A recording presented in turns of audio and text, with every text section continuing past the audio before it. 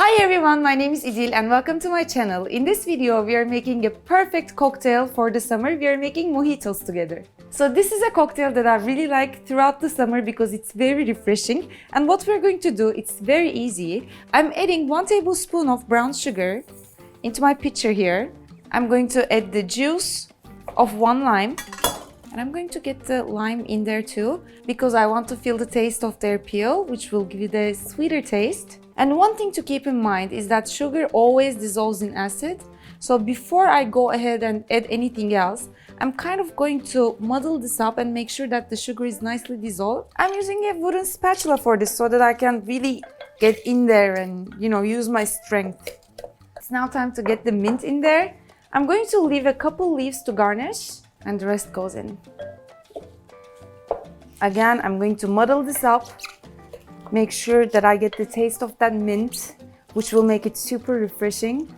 And what I really like to do with mint as well, if you guys ever make ice cold coffee, put a little mint leaves in there. It gives it such a nice and refreshing taste. I'm sure you guys are gonna like it. If you try, do comment down below.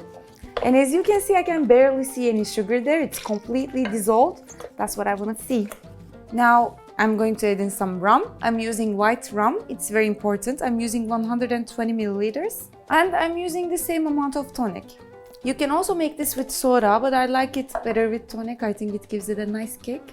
But if you want to make this skinny, you can do soda instead of tonic. And if you want to increase the sweetness, you can add in more sugar. You can add in some honey even, which will give it a nice aroma too. And now my glass, a lot of ice. Mojito is usually done with crushed ice, some fresh mint leaves,